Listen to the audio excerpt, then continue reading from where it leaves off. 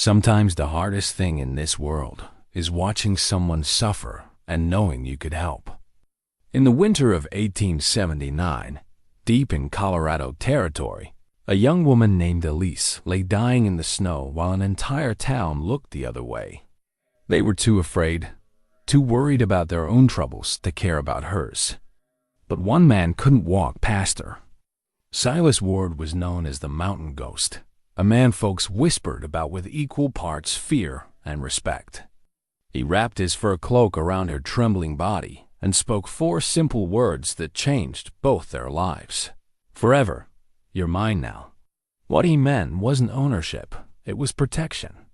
But what made this hardened mountain man risk everything for a stranger left to freeze? Before we jump back in, tell us where you're tuning in from. And if this story touches you, make sure you're subscribed because tomorrow I've saved something extra special for you. 3 days before Silas Ward found that dying girl in the snow, he stood in his cabin doorway, watching the sky turn the color of old bruises. The wind carried a particular bite that morning, the kind that warned of something worse coming. He'd felt weather like this before, back in '69 when the blizzard buried half the territory and didn't let up for 3 weeks straight. Folks had starved that winter. Others froze in their beds.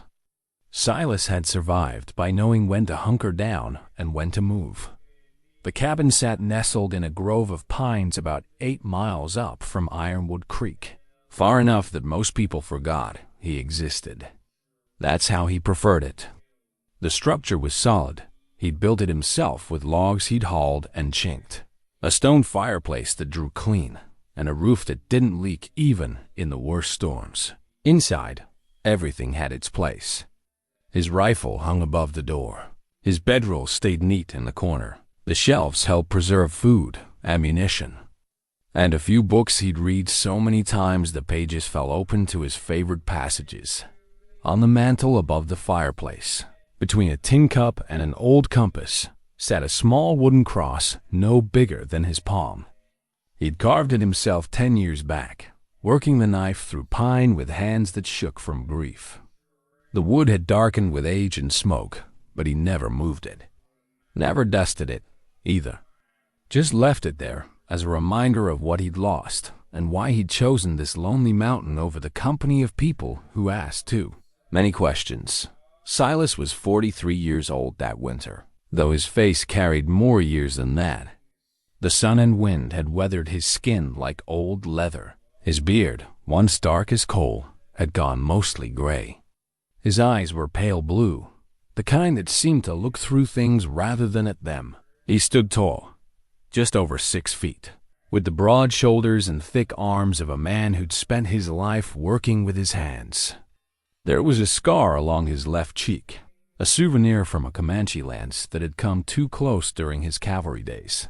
Those days felt like another lifetime now. He'd been a scout for the Army, one of the best according to his commanding officer. He could track a single rider across 50 miles of hard ground, could smell water from a mile off, and could move through enemy territory like smoke. They'd called him Silent Ward because he never wasted words and could go days without speaking if the mission required it. He'd been good at what he did, maybe too good. The things he'd seen, the things he'd done, they sat heavy in his chest even now. But that life had ended the day he came home to find his wife, Sarah, and his daughter Rebecca dead. He'd been away on patrol, chasing raiders who'd hit a settlement near Fort Collins.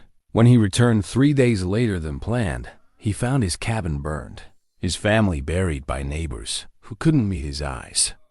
Cheyenne war party, they told him. Part of the conflicts that kept flaring up across the territory. Wrong place, wrong time. Nothing personal. Nothing personal. As if that made it hurt less, Silas had left the Army the next day. Took his discharge pay, bought supplies, and headed up into these mountains where the ghosts couldn't follow quite so close. Or so he'd thought. Truth was, they followed him everywhere. He saw Sarah in the way firelight danced on the cabin walls. Heard Rebecca's laugh in the wind through the pines.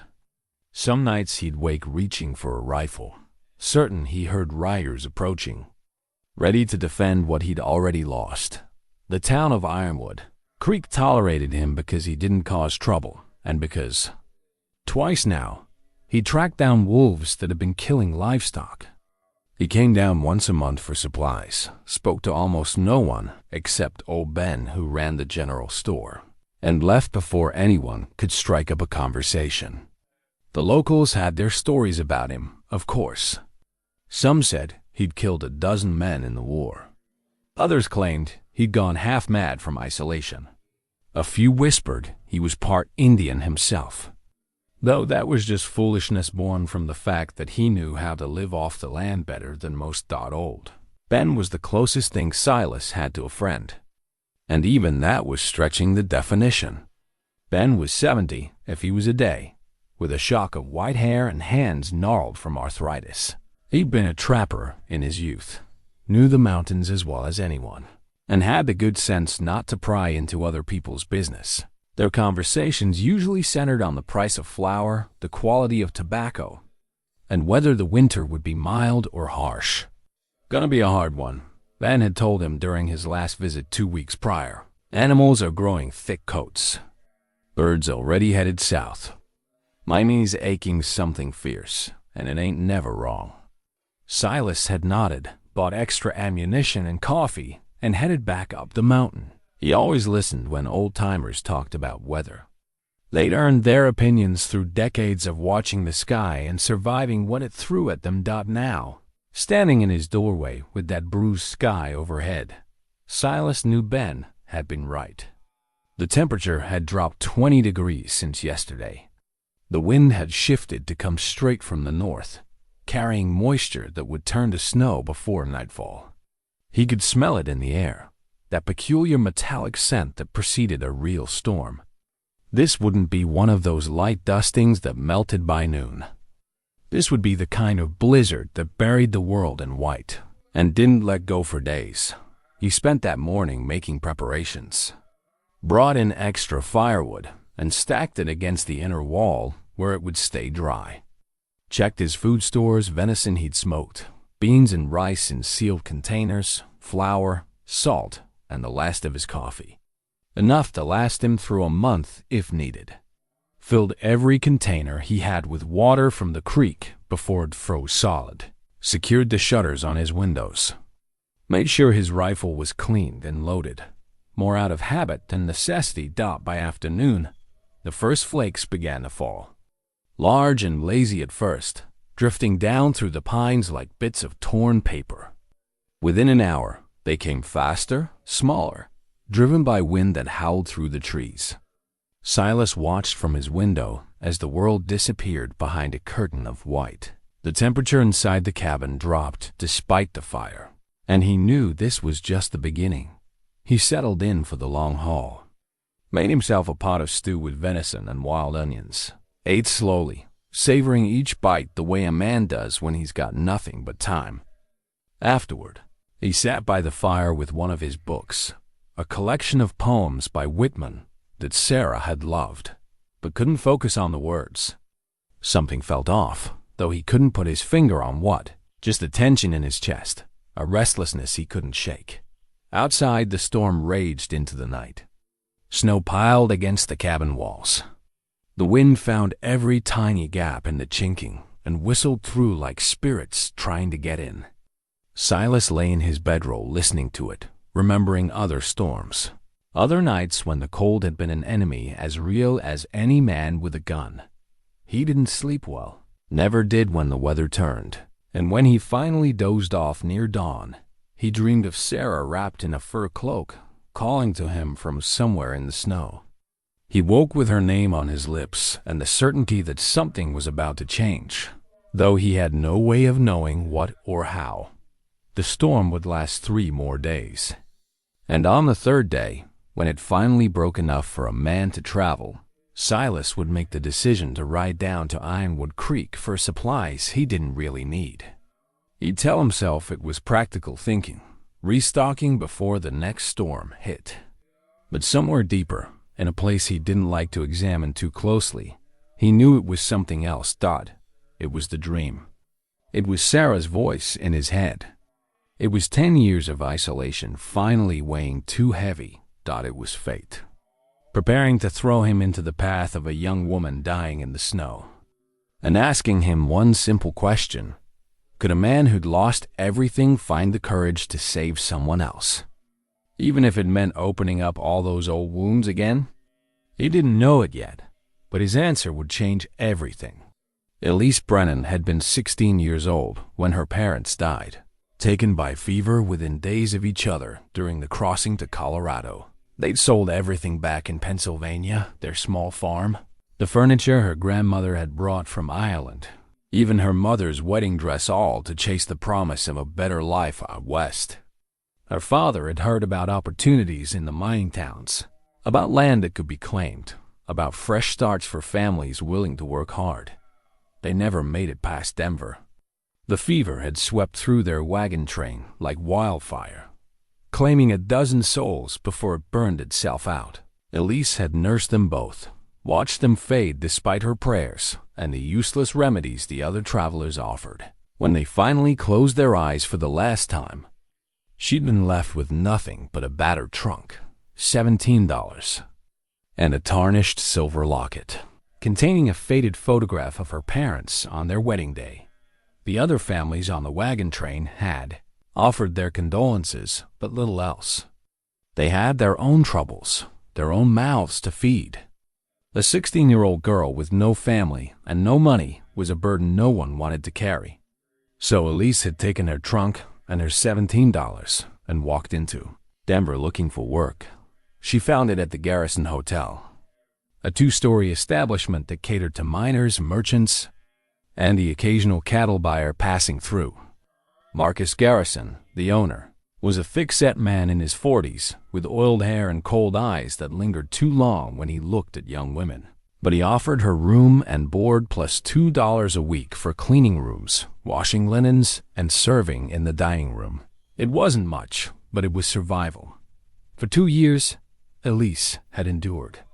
She scrubbed floors until her hands bled. She changed bedding and emptied chamber pots. She smiled at crude comments from drunk miners and dodged wandering hands. She saved every penny she could, hiding the coins in a sock at the bottom of her trunk, dreaming of the day she'd have enough to leave and start over somewhere clean. But Marcus Garrison had other plans for her. It started small. A hand on her shoulder that lingered. Comments about how she was growing into a beautiful young woman. Gifts she didn't want. A ribbon for her hair. A bottle of perfume that came with expectations she refused to acknowledge. She tried to keep her distance, to be efficient and invisible. But Garrison was not a man who accepted rejection. 3 months ago, he'd cornered her in the storage room, told her plainly that her debt to him had grown beyond what her wages could cover. The room, the food, the opportunities he'd given her, all of it came at a price. He could forgive that debt, he said, if she'd be reasonable. If she'd accept his affections the way a smart girl would. Elise had refused. She'd pushed past him and run to her room, barricading the door with her trunk. The next day, Garrison had docked her wages for breaking a lamp she hadn't touched. The day after, he'd accused her of stealing from a guest. Each week brought new accusations, new deductions from her pay, new evidence that she was trapped in a web she couldn't escape. Then came the night she saw the murder. It was late, past midnight, and she'd been carrying linens down the back stairs when she heard angry voices from Garrison's office. The door stood slightly ajar, and through the gap she saw Garrison and another man, a weasel-faced fellow named Pike, who did collections for Garrison's various business dealings. Between them stood an older man in dusty trail clothes, his face red with anger. "I filed that claim legal and proper," the older man was saying. "You got no right to it, Garrison." "Rights are for men with lawyers and money," Garrison replied calmly. "You got neither. Sign over the claim, take the $100, and count yourself lucky. That claim's worth 10 times that, and you know it. There's silver in that mountain." Pike moved faster than Elise would have thought possible. One moment he was standing by the desk. The next he had a knife buried in the old prospector's chest. The man made a wet, gasping sound and collapsed to his knees, then forward onto his face. Blood spread across the wooden floor in a dark pool. Elise had frozen, her hand pressed to her mouth to hold back the scream building in her throat. She'd watched as Pike cleaned his knife on the dead man's coat. As Garrison calmly discussed how they'd dispose of the body and forged documents showing the claim had been signed over before the unfortunate accident in the mountains. Then Garrison had looked up, his eyes meeting hers through the gap in the door. "Well now," he'd said softly, "seems we have a witness." Elise had run, dropped the linens and ran through the hotel, out the back door, into the freezing December night, wearing nothing but her work dress and a thin shawl. She'd heard Garrison shouting behind her, heard Pike's footsteps pounding after her, and she'd run harder than she'd ever run in her life. The streets of Ironwood Creek had been empty at that hour. The town shuddered against the cold and the approaching storm. She'd pounded on doors, begged for help, pleaded with anyone who might hear. But the few faces that appeared in windows took one look at her wild-eyed, frantic, and drew their curtains. No one wanted trouble with Marcus Garrison. He owned half the businesses in town, held debts on the other half, and had the marshal in his pocket. She'd tried the church. The door was locked. She'd tried the doctor's house. No answer. She'd tried the general store, the saloon, even the undertaker's. No one would open their doors. The snow had started falling then, hard and fast. The temperature dropped until her breath came out in clouds and her fingers went numb. She could hear Pike and Garrison searching for her, their voices carrying through the empty streets. They weren't hurrying. They knew she had nowhere to go. Elise had stumbled into an alley behind the church and collapsed against the wall. Her strength was gone. Her hope was gone. She huddled there, shivering, as snow began to cover her like a burial shroud. She thought about her parents, about how she'd be joining them soon. Maybe that was for the best. Maybe she'd fought long enough. She didn't know how long she'd been there when she heard the footsteps, different from the others, quieter, more purposeful. She'd looked up through snow-crusted eyelashes to see a tall figure standing over her. Not Garrison. Not Pike. Someone else. The man wore a heavy coat and a fur cloak that made him look like something from an old story. His face was weathered and bearded, his eyes pale in the lamplight from the church window. He studied her for a long moment, and she saw something in his expression that looked like recognition. Not of her, but of something she represented. He knelt down beside her, and she tried to speak, to warn him about Garrison, to explain, but her lips wouldn't work properly. The cold had gone too deep. "Please," she managed to whisper. "Help me." The man didn't answer immediately. He looked back down the alley toward where voices still called out, searching. Then he looked at her again, and something shifted in his face. Some decision made. He unwrapped the fur cloak from his shoulders and draped it around her trembling body. The warmth of it was immediate and overwhelming. She felt tears freeze on her cheeks. "You're mine now," he said, his voice rough from disuse, but somehow gentle. Then he gathered her in his arms as easily as if she weighed nothing and stood. Elise tried to ask where he was taking her, tried to warn him about the danger, but consciousness was slipping away. The last thing she remembered was the rhythm of his stride as he carried her through the snow, the warmth of the cloak, and the steady beating of his heart against her cheek. She didn't know his name. Didn't know if he was saving her or simply delaying the inevitable. Didn't know if she'd wake up at all. But for the first time since her parents died, someone had chosen to help her. Someone had looked at her suffering and decided it mattered. In a world that had shown her nothing but cruelty and indifference. That small act of mercy was enough to keep her heart beating through the long, dark journey up the mountain. 2 weeks passed, and the world outside remained locked in winter's grip. More storms came, though none as severe as that first one. Between them, Silas taught Elise the skills she'd need to survive in the mountains, not because he expected her to stay. He told himself that repeatedly, but because knowledge was armor, and she'd need all the protection she could get. When she left, he showed her how to read the weather by watching the clouds and feeling the wind, how to find water under ice, how to set snares for rabbits and squirrels, how to preserve meat and identify which plants were safe to eat. She absorbed it all with the focus of someone who understood that survival was never guaranteed. "You're a good teacher," she said one afternoon as they checked the trapline he'd set up within walking distance of the cabin. She moved more confidently now. Her frostbite healed enough that she could wear the extra pair of boots he'd made from rabbit fur. "I had a good teacher myself once," he replied, thinking of the Ute medicine woman and the countless lessons Sarah had learned and passed on to him. Knowledge like this, it's meant to be shared. Keeping it to yourself is just selfishness. They'd caught 2 rabbits, and Elise helped him reset the snares without complaint, even though her fingers were clumsy in the cold. He noticed she never asked to go back inside until the work was done, never shirked a task no matter how unpleasant. She had grit, this girl, more than most men he'd known. The evenings became something he looked forward to. After dinner, they'd sit by the fire and talk.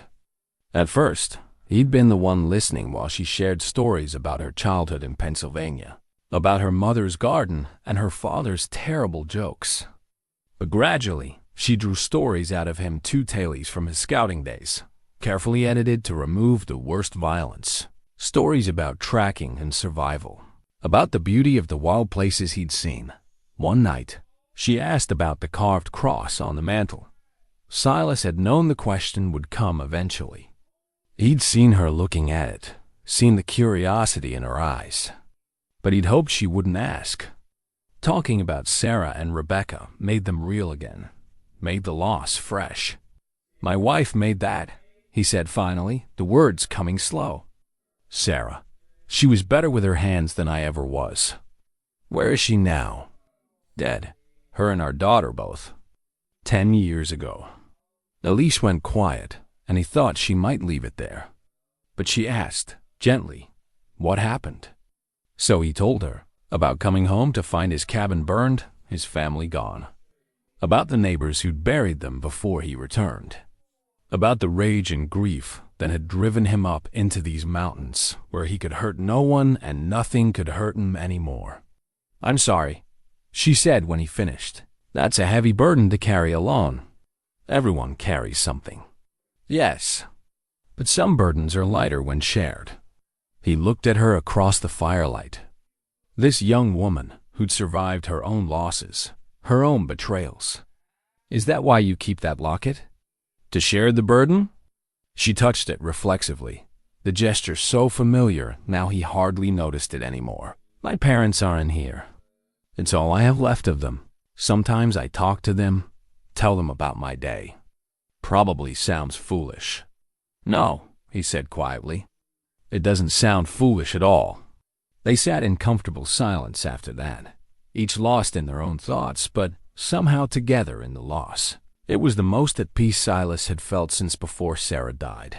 But peace never lasted long in the mountains. The next morning, old Ben arrived on snowshoes, laboring up the trail with a pack on his back. Silas saw him coming from a distance and felt his stomach tighten. Ben wouldn't make this trip in winter without good reason. Elise had gone inside when she saw someone approaching, instinctively hiding. Smart girl. Silas met Ben halfway down the trail. "Silas," Ben wheezed, out of breath from the climb. "Need to talk to you, private." They moved away from the cabin, and Ben pulled out a pipe, taking his time lighting it. Finally, he said, "Garrison's been asking questions about a missing girl. Says you stole from him and he wants her back. That so? You know anything about that?" Silas met Ben's eyes steadily. "What if I did?" Ben sighed, puffing on his pipe. "Then I'd say you picked a fight with the wrong man. Garrison's got the marshal in his pocket, half the town in his debt. He's not the type to let things go. The girl was dying in the snow.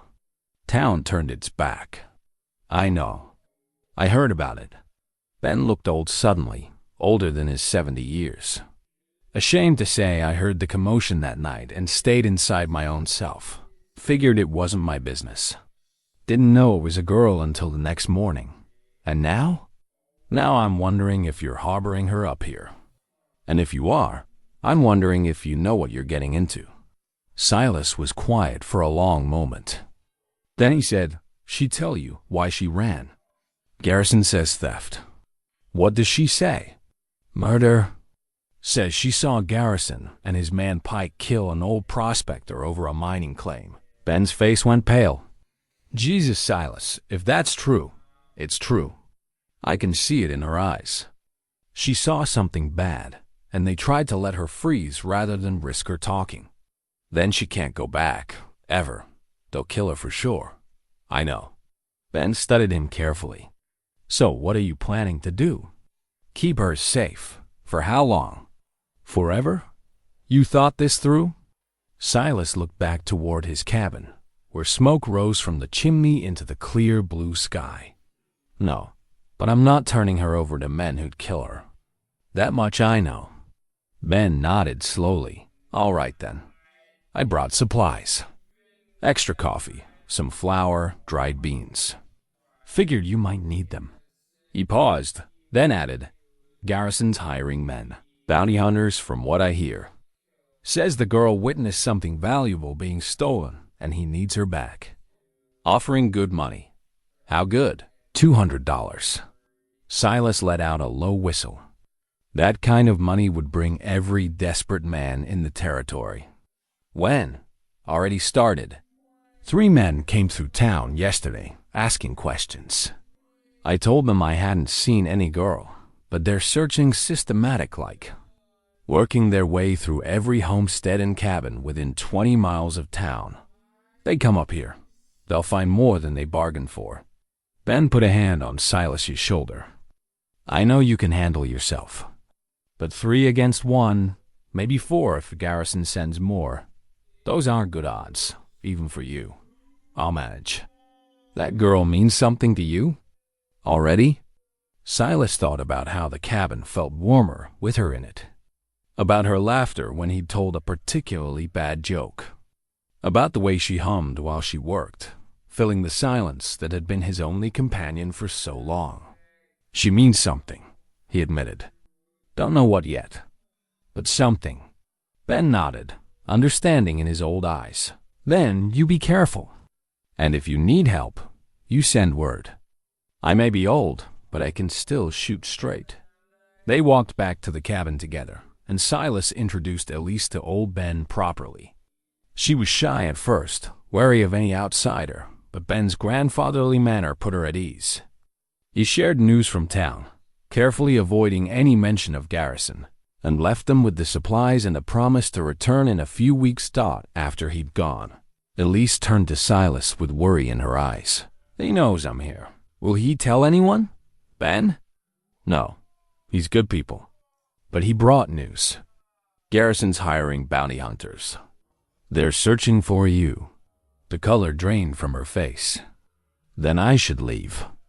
Go somewhere far away. I'm putting you in danger. You're not going anywhere. Silas, you don't understand. I understand just fine. His voice was firm, but not harsh. They want to kill you to cover up their crime. I'm not letting that happen. This is my mountain, my cabin. Anyone wants to get to you, they go through me first. But why? Why would you risk yourself for me? He looked at her standing there in Sarah's old dress that she'd altered to fit, wearing the boots he'd made, her hair catching the firelight. And he realized the answer was simple, even if it terrified him. Because you matter, he said. You matter to me. The words hung in the air between them, heavy with meaning neither of them was quite ready to examine. But they were true, and they both knew it. The game had changed. This wasn't just about saving a life anymore. This was about protecting something precious. Something worth fighting for Dodd and Silas Ward. who'd spent 10 years running from anything that mattered, was finally ready to make a stand. That evening carried a different weight. They both felt it, the knowledge that danger was coming, that their borrowed time was running out. Elise moved around the cabin with nervous energy, unable to settle. Silas cleaned his rifle, checked his ammunition, preparing for what might come. "Tell me about her," Elise said suddenly. "Your wife. Not how she died, how she lived." Silas looked up from his work, surprised. No one had asked him that before. Everyone wanted to know about the tragedy, the violence, the loss. No one cared about the life that came before. "She was strong," he said after a moment. "Not just physically, though she was that too. Strong in her spirit. She could look at the hardest situation and find a way through it. Never complained, never gave up." He paused, memories flooding back. "She laughed easy. At my jokes, at herself, at the absurdity of trying to build a life out here in the wilderness.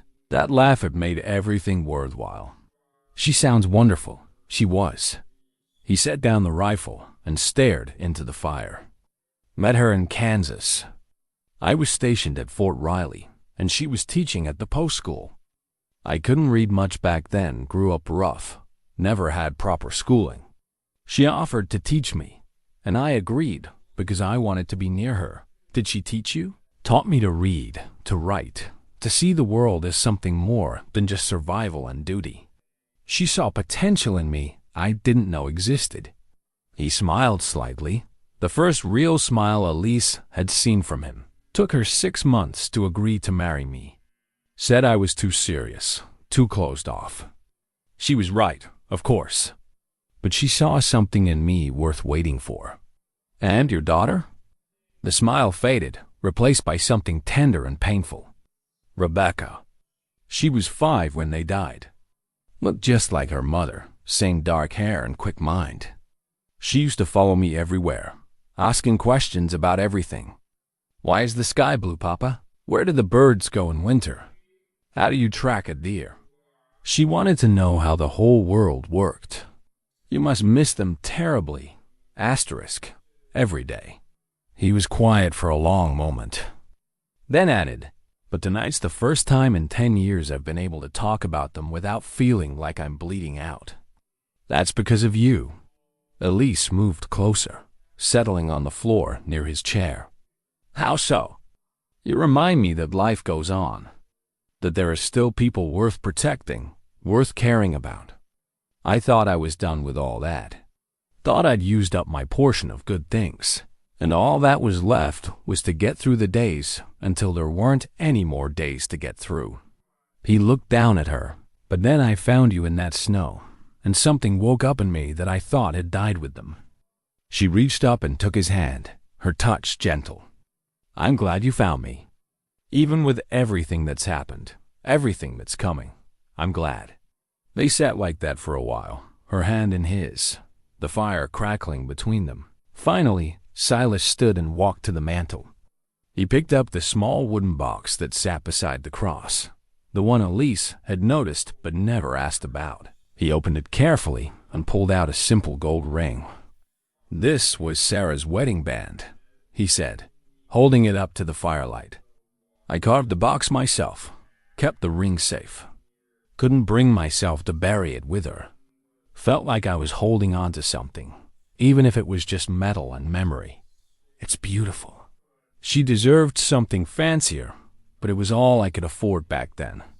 She said it was perfect because I'd chosen it for her, and that made it worth more than gold." Elise stood and moved beside him, looking at the ring.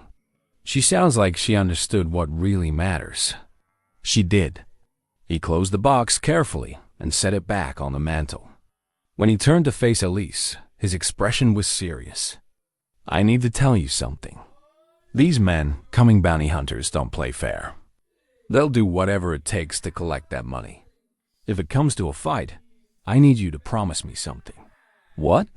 "That you'll run, no matter what's happening, no matter how bad it looks. You get out and you run." Ben marked a trail that leads to his place.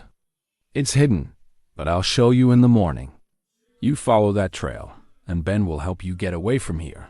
I'm not leaving you to fight alone. Elise, no." Her voice was firm. "You didn't leave me in that snow to die alone. I'm not leaving you to fight alone. We're in this together now. Both of us or neither of us." He wanted to argue, wanted to make her see reason, but looking at the determination in her eyes, he realized she'd made her decision. And maybe, he admitted to himself, he didn't want to face what was coming alone either. "All right," he said finally. "Together then. But you do exactly what I say when the time comes. I've been in fights before. I know how they go. You trust me to know what's best. I trust you." She said it simply, with complete conviction. "I've trusted you since the moment you wrapped that cloak around me. You haven't given me any reason to stop." Something shifted in that moment. Some invisible line they'd been dancing around finally crossed. Silas reached out and brushed a strand of hair from her face, his rough fingers gentle against her skin. She leaned into the touch, her eyes closing briefly. "How did this happen?" he asked softly. 2 weeks ago, I was alone on this mountain. Now you're not," she finished. "Neither of us is." He pulled her close then, wrapping his arms around her in an embrace that was both protective and seeking protection. She fit against him perfectly, her head tucked under his chin, her arms tight around his waist. They stood like that while the fire burned low and the night deepened outside. Neither of them spoke about the fear they both felt. Neither mentioned the bounty hunters or Garrison or the violence that was coming. For this one moment, they were just two people who'd found each other in the wilderness, who'd chosen each other when the world had given them both every reason to give up. The morning would bring strategy and preparation. But tonight, they had this. And it was enough. Outside, the temperature dropped further. Somewhere in the distance, a wolf howled at the moon. And on the mountain, in a cabin that had known only solitude for 10 years, two people held each other against the cold and the coming storm, finding warmth not in the fire, but in each other. Old Ben returned 3 days later. But this time, he wasn't alone. He brought the territorial judge, a stern-faced man named Ezekiel Blackwood, who'd ridden 20 miles through dangerous country to hear what Ben had told him. But more importantly, he brought news that changed everything. Silas saw them coming up the trail and stepped outside with his rifle, relaxing only when he recognized Ben's distinctive shuffle walk. The judge was a surprise, though a tall man in his 60s with iron-gray hair and the bearing of someone used to authority. He moved well for his age, keeping pace with Ben despite the difficult terrain. "Silas," Ben called out when they were close enough. "Need to talk. Got important information." Elise stayed inside while Silas met the men on the trail. Judge Blackwood extended his hand, his grip firm and direct. "Mr. Ward, Ben here tells me you're harboring a young woman who witnessed a murder. She's under my protection. Yes, I'd like to hear her story if she's willing to tell it." Silas studied the judge's face, looking for signs of deception or hidden motives.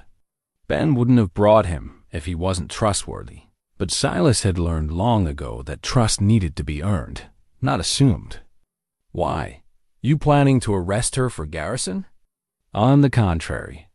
Blackwood pulled a folded paper from his coat.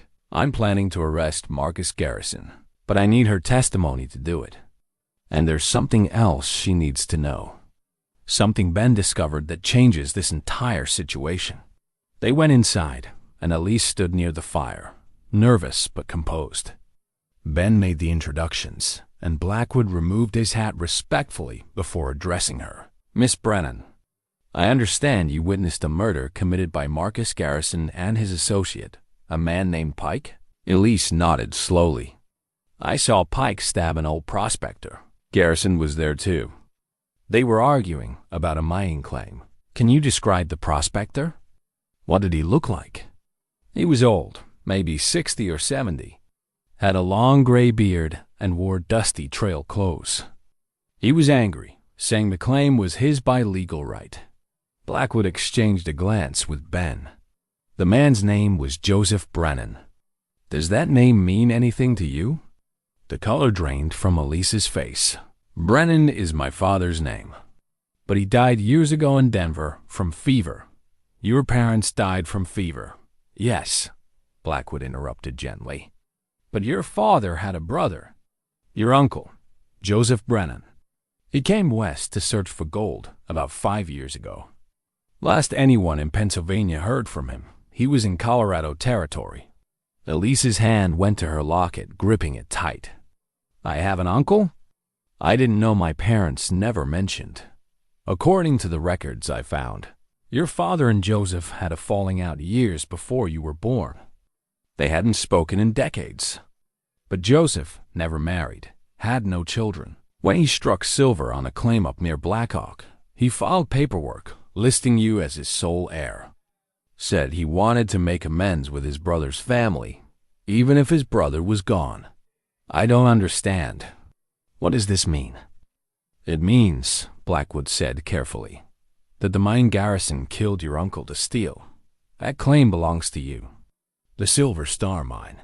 And according to the assay reports Joseph filed before he died, it's worth approximately $50,000. The silence that followed was absolute. Elise swayed slightly, and Silas moved quickly to steady her, guiding her to sit in his chair. She looked up at him, then at the judge, her face a mask of shock and confusion. 50,000, that's not possible.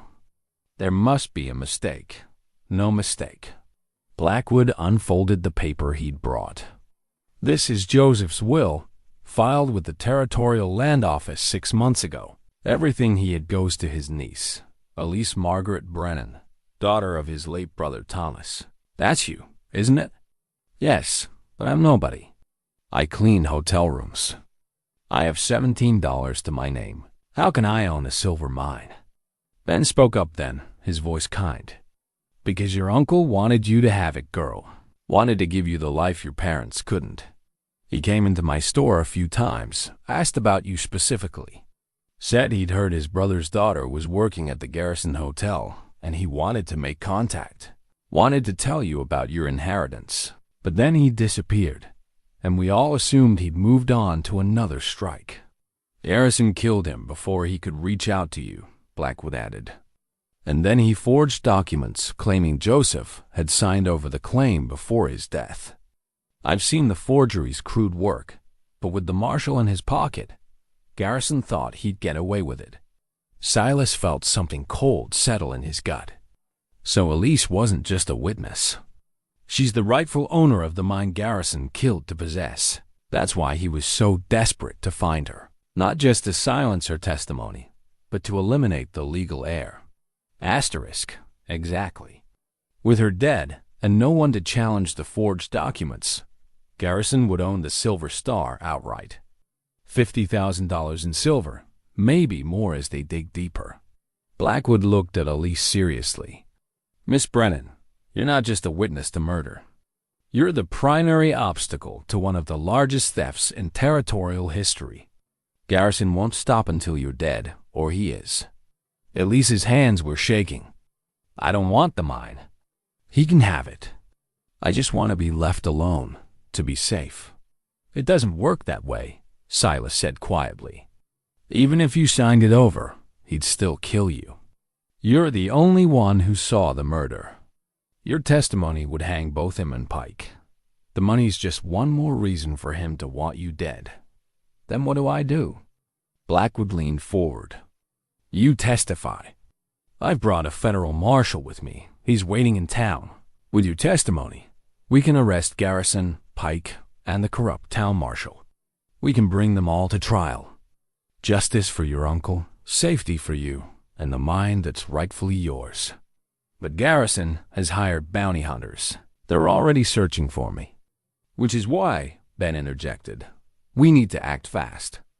Judge Blackwood has a plan. The judge nodded. I'll return to town and publicly announce that I'm investigating Joseph Brennan's disappearance. That will force Garrison's hand. He'll either have to run or try to eliminate the threat immediately. Meanwhile, The federal marshal will have men positioned to protect you and arrest anyone who comes after you. We use you as bait, but controlled bait. Safe. Safe like I was safe in Ironwood Creek? Elise's voice was bitter. They let me freeze in the street. I know. Blackwood's voice was gentle but firm. And I'm sorry for that. But this is different. This is federal authority, not local corruption. And you won't be alone. Mr. Ward here has already proven he's willing to protect you. We'll have additional men, weapons, preparation. But I won't lie to you, there's risk. Garrison is desperate, and desperate men are dangerous. Silas looked down at Elise, saw the fear and confusion warring in her expression. What do you want to do? She was quiet for a long moment, her hand still clutching the locket. Then she straightened, and he saw steel enter her spine. My uncle died because of his mine, because Garrison wanted what wasn't his. If I run now, if I let them get away with it, then my uncle died for nothing. And I'll spend the rest of my life looking over my shoulder, wondering when they'll find me. So you'll testify? Yes, but on one condition. She looked at Judge Blackwood. Silas stays with me. Whatever your plan is, wherever you want me to go, he comes with me. I trust him with my life. I don't trust anyone else. Blackwood glanced at Silas. Mr. Ward, are you willing? Silas thought about the quiet life he'd had before Elise arrived. The solitude, the simplicity, the safety of caring for nothing and no one. He thought about Sarah and Rebecca, about how much it had hurt to lose them, about how opening himself up to caring again meant opening himself up to that same potential for loss. Then he looked at Elise, at the courage in her eyes despite the fear, at the determination to face her enemies rather than run. And he knew his answer had been decided the moment he wrapped his cloak around her in that frozen alley. I'm willing, but understand this. Judge, if your plan puts her at unnecessary risk, if anyone gets past your federal marshals, I'll handle things my own way. And my way isn't pretty or legal. Noted. And frankly, Mr. Ward, I'm counting on that. Blackwood stood and replaced his hat. We have 3 days before Garrison's bounty hunters reach this area. That gives us time to prepare, to set our trap. But after that, we move. Are we agreed? Elise stood and offered her hand. Agreed. They shook, sealing a bargain that would either bring justice or get them all killed. Ben and the judge left soon after, promising to return with the federal marshal and a concrete plan. After they'd gone, Elise turned to Silas. $50,000. I can't even imagine that much money. It's a fortune. If we survive this, if we actually win, what would you do with money like that? Silas looked around his simple cabin, at the life he'd built from loss and isolation. I don't know. Never thought I'd have reason to think about it. Think about it now. He met her eyes, saw the question beneath the question. What comes after? What do we become if we survive this? I guess, he said slowly, I want to build something. Not just for me. Something that matters. Like what? Like a home. A real one, not just a place to hide from the world. A place where people belong. He paused, then added quietly, where we belong. The word we hung in the air between them, full of possibility and promise. Elise stepped closer, reaching up to touch his face. Then we better make sure we survive this, she said. Because I'd like to see that home you build. We build, he corrected. We build it together. Outside, the sun set behind the mountains, painting the snow in shades of gold and crimson. 3 days until the bounty hunters arrived. 3 days to prepare for the fight that would determine not just their survival, but their future. And for the first time in 10 years, Silas Ward had something worth fighting for beyond mere survival. He had purpose. He had someone who mattered. He had hope. The federal marshal arrived the next morning with 2 deputies and a plan that made Silas's jaw tighten with worry. Marshal Tom Bridger was a career lawman in his early 50s, with a weathered face and eyes that had seen too much violence. He spread a hand-drawn map on Silas's table and outlined his strategy with military precision. Garrison knows the cabin's location by now. His bounty hunters have been asking questions all over the territory. We're going to use that knowledge against him. Bridger tapped the map. 3 bounty hunters are confirmed heading this way. Cutter, Johnson, and a half-breed tracker called Walks Quiet. All dangerous men with confirmed kills to their names. They'll arrive within 2 days. And your plan? Silas asked, studying the map carefully. We let them come. Set up positions in the trees around the cabin. Wait for them to make their move. When they show themselves, we take them into custody. Once we have them, we can offer them a deal, testify against Garrison in exchange for lighter sentences. Even hardened bounty hunters will talk when facing the noose. You're using Elise as bait. Protect the bait. We'll have 6 guns covering the cabin, including yours. Nothing gets through. Elise spoke up from her position by the fire. And if something does get through? If one of them gets inside, Bridger looked at her honestly. Then you shoot them. Mr. Ward tells me he's been teaching you. You know how to handle a rifle? I'm learning. Then you'll keep learning. Because the worst mistake we could make is underestimating these men. They're being paid $200 to bring you back alive or dead. That kind of money makes men take risks. Over the next 2 days, Silas's cabin became an armed camp. The 2 deputies, both young but competent men named Carson and Webb, dug positions in the tree line, with clear sight lines to the cabin. Bridger scouted the surrounding area, identifying likely approach routes and setting subtle markers that would tell them if anyone passed. Old Ben arrived with extra ammunition and food supplies, enough to withstand a siege if necessary. Silas spent hours with Elise, drilling her on everything she'd need to know. How to load and fire the rifle quickly. How to reload under pressure. Where to position herself in the cabin for the best defensive advantage. How to tell friend from foe in the chaos of gunfire. You're scaring me, she admitted during a break in training. They stood outside the cabin, and her breath came out in white clouds in the frozen air. Good. Fear keeps you sharp, keeps you alive. The moment you stop being scared is the moment you make mistakes. He checked her grip on the rifle, adjusting her hand slightly. But don't let the fear control you. Feel it, acknowledge it, then set it aside and do what needs doing. Is that what you did in your cavalry days? Every time. Every fight, every patrol into hostile territory, I was scared. Any man who says different is either a liar or a fool. The trick is using that fear as fuel. She lowered the rifle and looked at him seriously. I don't want you to die for me. Then we'll both make sure neither of us dies. He touched her face gently. We're in this together, remember? Both of us or neither of us. That night, their last before the bounty hunters were expected to arrive. They sat together by the fire long after everyone else had bedded down. The deputies slept in the barn Silas had built for his horse. Bridger and Ben took positions outside, keeping watch in rotating shifts. Tell me something, Elise said quietly. Something good. Something that has nothing to do with guns or danger or men trying to kill me. Silas thought for a moment. When I was a boy, maybe 7 or 8, my mother used to take me down to the creek near our farm. This was back in Missouri, before the war. She'd teach me to catch crawdads with my bare hands, showed me how to move slow and patient so they wouldn't see me coming. We'd spend whole afternoons there, just the 2 of us, talking about everything and nothing. Sounds peaceful. It was.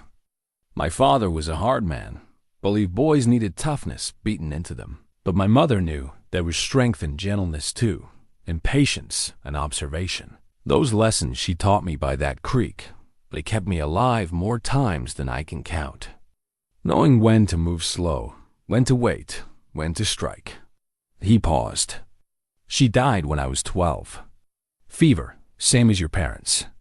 After that, there was only my father's kind of lessons. Asterisk, I'm sorry. Seems like we've both lost more than our share. Maybe that's why we found each other. Universe balancing the scales, giving us a chance at something better. She leaned against him, and he wrapped his arm around her shoulders. What will you do after this is over, assuming we survive? I've been thinking about that. The cabin's been good to me, but it's also been a hiding place. Maybe it's time to stop hiding. And do what? Build that home we talked about. Maybe closer to town, but not too close. Somewhere we can have a real life. Maybe help other folks who need it, the way Ben and the judge helped us. We could start a proper homestead. Plant crops, raise animals, maybe even adopt children who need families. She looked up at him. Would you want that? After Rebecca died because I wasn't there to protect her, but I can't let that fear stop me from living. Sarah wouldn't have wanted that. She'd have wanted me to keep going, to find joy again, to build something good out of the grief. He kissed the top of Elise's head gently. And yes, I'd want children. With you. A whole house full of them if you're willing. I'm willing. Her voice was soft but certain. I'm willing to build that life with you, Silas Ward, soon as we get through this mess. Then that's what we'll do.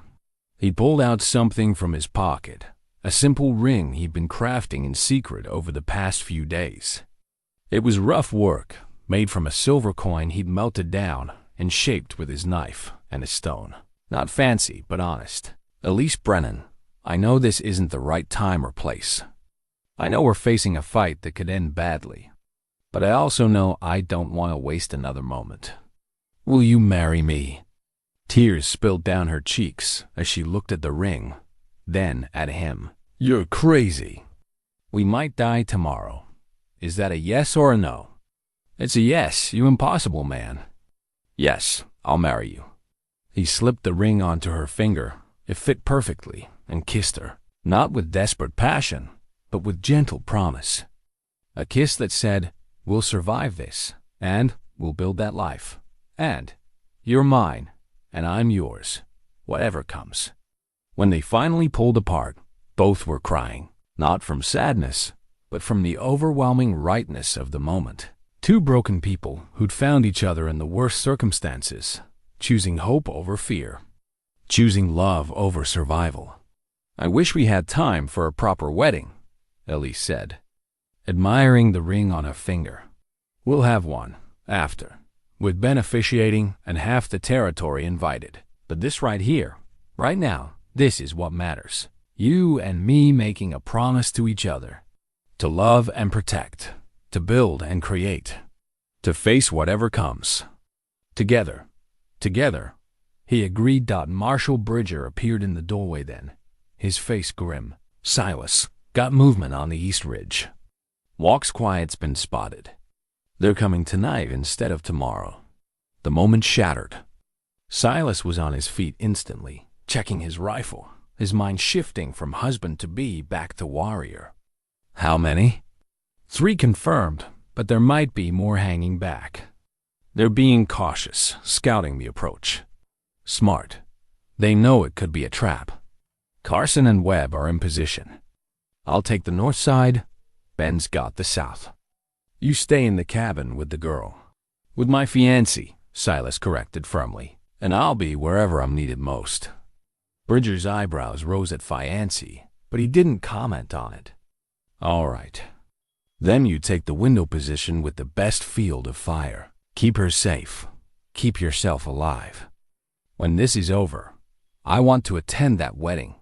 The next hour passed in tense preparation. Every lamp in the cabin was extinguished except one, positioned to create shadows that would make it hard to see inside from outside. Elise took her position behind an overturned table near the back wall, rifle loaded and ready. Silas crouched by the window, using a small gap in the shutters to watch the tree line. The moon was 3/4 full, casting silver light across the snow. Beautiful and treacherous, bright enough to see movement, but creating shadows where men could hide. Silas's breathing slowed. his mind settling into the calm focus that had kept him alive through countless dangerous situations. Somewhere out there, 3 men were moving through the forest, intent on taking Elise back to garrison. They were professionals, killers who'd done this kind of work before. They'd be expecting resistance, would be ready for a fight, but they didn't know who they were dealing with. They didn't know about the federal marshal and his deputies. They didn't know about the trap that had been carefully laid. Most importantly, they didn't know that the quiet mountain man they'd been warned about was actually one of the deadliest scouts the cavalry had ever produced. They thought they were hunting. They had no idea they were the prey. "Silas," Elise whispered from her position. "I'm scared. I know. But remember what I taught you. Feel the fear, then set it aside. Focus on your breathing. Trust your training. And know that I won't let anything happen to you. I love you," she said simply. "I love you too. Now get ready. They're coming." He'd spotted the first movement, a shadow detaching from a tree about 50 yards out, moving with professional care from cover to cover. Walks quiet, probably, living up to his name. Where was he? The other 2 would be close. Silas raised his rifle slowly, not breaking the shadow of the window. His heart rate didn't increase. His hands didn't shake. This was what he'd been trained for, what he'd done countless times before. The only difference was the stakes. This time, he was fighting for more than just survival. He was fighting for his future. The shadow moved closer. Any moment now, Marshal Bridger would give the signal to take them alive. Any moment now, this would either end in capture and justice, or in violence and blood. Silas Ward was ready for either. Outside, a night bird called Bridger's signal. The trap was sprung, and all hell broke loose. Johnson's moment of greed was all the opening Silas needed. As the bounty hunter's attention shifted toward Elise, his grip on Webb loosened fractionally just enough. Silas didn't shout a warning, didn't telegraph his move. He simply fired. The bullet took Johnson in the shoulder, spinning him away from Webb. The deputy dropped like a stone, rolled, and scrambled for cover. In the same instant, Marshal Bridges' rifle cracked from his position, the shot catching Johnson in the leg. The big man went down hard, his gun flying from his hand into the snow. But the fight wasn't over. Cutter had used the distraction to reach the cabin. He came through the door in a rush, shotgun raised, eyes searching for Elise. Silas was already moving, crossing the space between them before the bounty hunter could get his bearings in the dim interior. They collided with bone-jarring force, the shotgun discharging into the ceiling and filling the cabin with deafening thunder. They went down together, grappling for control. Cutter was younger, meaner, with the desperation of a man who knew capture meant hanging. He drove a knee into Silas's ribs, reached for a knife at his belt. Silas caught the wrist, slammed it against the floor until the blade skittered away. "Should have stayed on your mountain, old man," Cutter snarled, landing a punch that split Silas's lip. Silas responded by driving his elbow into Cutter's throat, cutting off the bounty hunter's air. They rolled across the floor, overturning furniture, each fighting with the knowledge that losing meant death. Silas felt his age, the 43 years that made him slower than he'd been, the old injuries that screamed protest with every movement. But he also felt the decade of survival in the mountains, the strength built from endless labor, and most importantly, the fierce determination to protect the woman he loved. Cutter got his hands around Silas's throat, squeezing with thumbs positioned to crush his windpipe. Black spots danced at the edges of Silas's vision. He could hear Elise screaming his name, could hear gunfire still continuing outside. His searching hand found the knife Cutter had dropped, fingers closing around the handle. He drove the blade up into Cutter's side, not deep enough to kill, but deep enough to matter. The bounty hunter's grip loosened with a howl of pain, and Silas used the moment to reverse their positions. One punch, 2, 3 delivered with all the controlled fury of a man defending what was his. Cutter went limp, unconscious or dead. Silas didn't care which. He staggered to his feet, breathing hard, and found Elise standing with her rifle trained on Cutter's motionless form. "You all right?" he managed to ask. "I'm fine." "You're bleeding. Asterisk. I'll live." He grabbed his rifle from where it had fallen and moved back to the window. Outside, the situation had resolved itself. Johnson lay in the snow, wounded and surrounded by Carson and Bridger. Webb was on his feet, battered but alive. And Walk's quiet a shot rang out from the tree line, and Marshal Bridger dove for cover. The tracker was still out there, still dangerous. But he was alone now, his partners captured or neutralized. 1 man against 5, the math no longer worked in his favor. Walk's quiet. Bridger called out, "You're the last one standing. Surrender now, and you live to see trial." The response was another shot, this one striking dangerously close to Old Ben's position. The tracker wasn't giving up. He'd fight until they killed him, or he found a way to escape. Silas made a decision. "Cover me," he said to Elise, and before she could protest, he was out the door and moving into the trees. He knew these woods better than any bounty hunter ever could. This was his mountain, his territory, and he'd be damned if some tracker was going to threaten his people on his own land. He moved through the shadows with the stealth that had earned him his cavalry reputation. Every step was calculated, placed deliberately to avoid noise. He could see Walk's Quiet's position now. The tracker had climbed a tree, giving himself elevation and cover. Smart, but it also meant limited mobility. Silas circled wide, coming at the tree from the blind side. He could have shot the man from here, an easy shot, really. But he'd killed enough men in his life. If he could end this without more death, he would. He called out, soft but clear, "You fought well, but it's over. Come down and live, or stay up there and die. Your choice." There was a long silence. Then Walk's Quiet's voice, surprisingly young. "They'll hang me anyway. Maybe, maybe not. But I guarantee you'll die if you stay in that tree. Take your chances with a judge instead of a bullet." Another silence, longer this time. Then the sound of someone climbing down. Walk's Quiet emerged from the shadows, hands raised, rifle slung over his shoulder. He was barely 20, Silas realized. Just a kid trying to make a reputation and some money. "Smart choice," Silas said, relieving him of his weapons. "Now walk." They emerged from the tree line together, and Marshal Bridger moved forward with iron shackles. Within minutes, all 3 bounty hunters were secured, Johnson and Cutter wounded but alive. Walk's Quiet unharmed but defeated. Deputy Carson found something in Cutter's coat pocket, a letter with Garrison's seal, offering an additional $500 if Elise was killed rather than captured. Physical proof of conspiracy to murder, signed by Garrison himself. The fool had put it in writing. Marshal Bridger held up the letter in the moonlight, a grim smile on his weathered face. This just became an open and shut case. "Marcus Garrison is done." Silas barely heard him. He was already moving back toward the cabin, toward Elise. She met him at the door, and he pulled her into his arms, holding her like he'd never let go. "It's over," he said into her hair. "You're safe now. We're safe." She was crying and laughing at the same time, her hands checking him for injuries, cataloging every cut and bruise. "Don't you ever do something that foolish again, Silas Ward.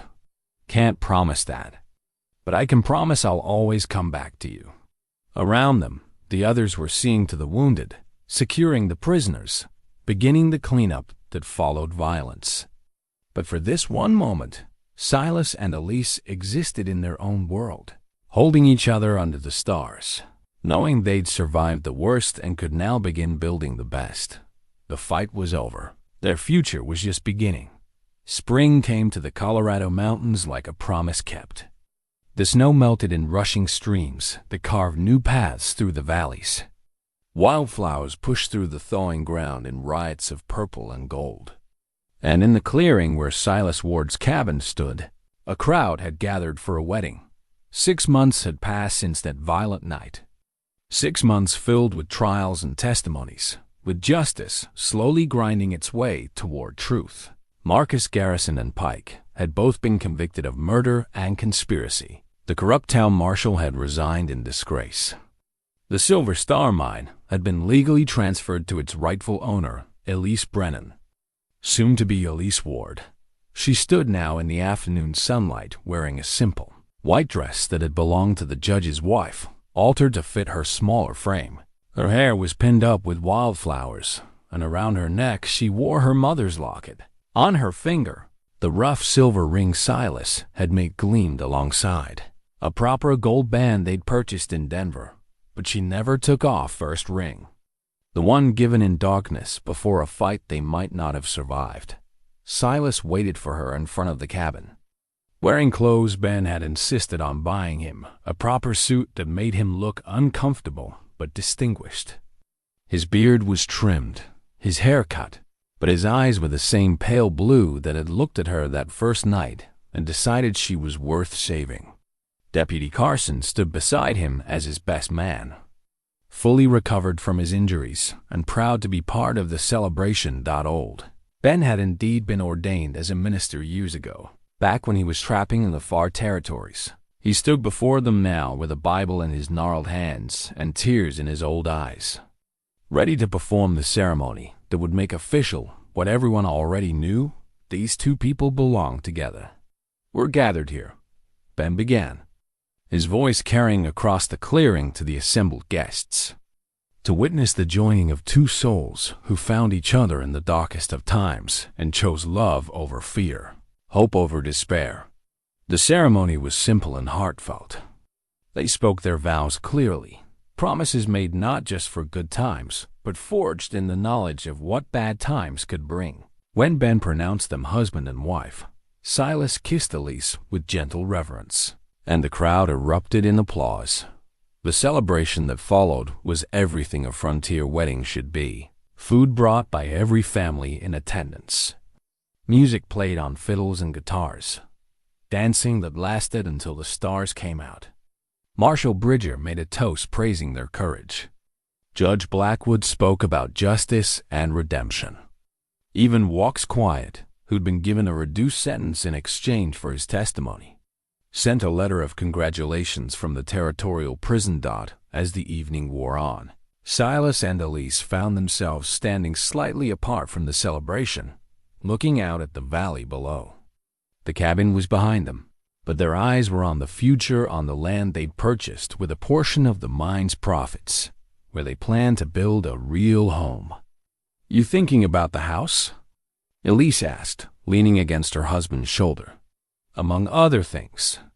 Thinking how different this day is from what I imagined 6 months ago. How different my whole life is. Do you miss it? The quiet, the solitude?" He was quiet for a moment, considering the question honestly. "Sometimes. But I don't miss the loneliness. I don't miss believing I'd used up all my chances at happiness. You gave me something I thought I'd lost forever. Reason to wake up looking forward to the day, instead of just getting through it. You gave me something too. A home.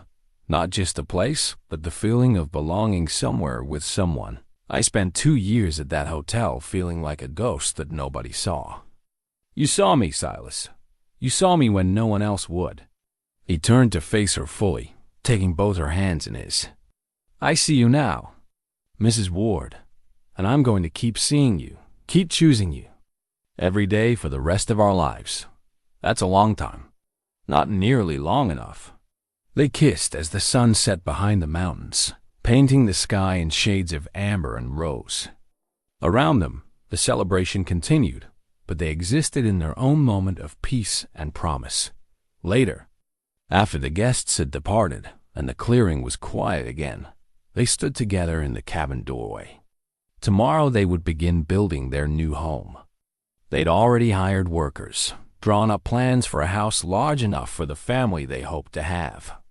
The mine continued to produce, providing wealth beyond anything either had imagined. But they decided to use it wisely to build, to help others, to create something meaningful. One more thing, Silas said, disappearing inside the cabin briefly. He returned with the small wooden cross from the mantel, the one he'd carved 10 years ago for Sarah and Rebecca. I want to bring this to the new house, not to live in the past, but to remember, to honor what was while we build what will be. Elise took the cross carefully, understanding the trust he was placing in her by sharing this piece of his history. We'll make a place for it, a place of honor. Your first family will always be part of who you are, and I wouldn't want it any other way. He pulled her close. This woman who understood loss because she'd lived it, who understood the weight of the past because she carried her own. Together, they stood in the doorway of the cabin that had sheltered them through the worst, looking forward to the home they would build together. The winter of 1879 had nearly killed them both. She'd been freezing and abandoned, left to die in the snow. He'd been isolated and hollow, surviving but not truly living. But on that bitter night, when he'd wrapped his fur cloak around her trembling shoulders and spoke those 4 words, "You're mine now," he'd been making a promise neither of them fully understood yet. Not a claim of ownership, but a vow of protection. Not possession, but belonging. Not his alone, but theirs shared, equal, earned through survival and sealed with love. She'd been freezing when he found her. But from that day forward, she'd never been cold again. She belonged somewhere at last, with someone who saw her worth and chose her daily. And she was his forever, just as he was hers. 2 souls who'd found each other in the wilderness and built a love stronger than winter, stronger than fear, stronger than anything the world could throw at them. Together, always together, both of them, or neither. And they chose both.